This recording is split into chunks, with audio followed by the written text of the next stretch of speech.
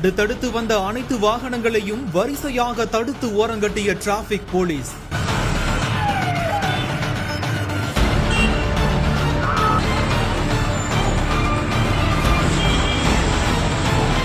எல்லாரையும் வரிசையா நிக்க வச்சு இப்படி ஒரு ட்விஸ்டா? குறைக்கிற நடவடிக்கையில அரசாங்கமும் அதிகாரிகளும் நடவடிக்கை எடுத்துதான் இருக்காங்க. உறவு போச்சுன்னா உறவு போச்சு திருப்பி கிடைக்குமா? திருப்பி வருமா? வராது. ஸ்கூல் ஸ்டூடெண்ட்ஸ்க்கு மாதிரி இப்படி கிளாஸ் எடுத்திருக்காரு. இந்த 18,400 சில பேருக்கு பின்னாடி குடும்பமும் இருக்கா இல்லையா?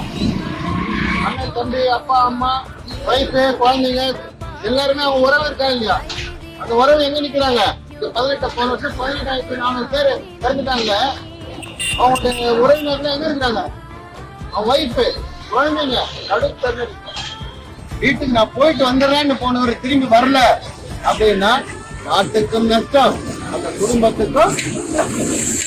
செங்கல்பட்டு மாவட்டம் திருக்கழுகுன்றம் பேருந்து நிலையம் அருகே நடைபெற்ற போக்குவரத்து தணிக்கையில தலைக்கவசம் இல்லாமல் இருசக்கர வாகனம் ஓட்டிய வாலிபர்களை போக்குவரத்து போலீஸ் இன்ஸ்பெக்டர் செல்வம் தடுத்து நிறுத்தி எச்சரிக்கை கொடுத்திருக்காரு. ஹெல்மெட் அணியாமை மற்றும் மது அருந்தி வாகனம் ஓட்டுவதன் காரணமாக ஏற்படும் விபத்துகள், அதனால உயிரிழக்கும் போது குடும்பங்கள் சந்திக்கும் பாதிப்புகள் குறித்து பள்ளி ஆசிரியரை போல விளக்கி கூறி விழிப்புணர்வு ஏற்படுத்தியிருக்காரு. சாலை விதிகளை கடைபிடிக்கவும் அரசு நிர்ணயித்த ஆவணங்களை வைத்திருக்கவும் இன்ஸ்பெக்டர் செல்வம் வாகன ஓட்டிகளுக்கு அறிவுரை வழங்கியது பொதுமக்கள் மீது காவலர்கள் கொண்டுள்ள அக்கறையை வெளிக்கொணரும் விதமா அமைந்திருக்குது.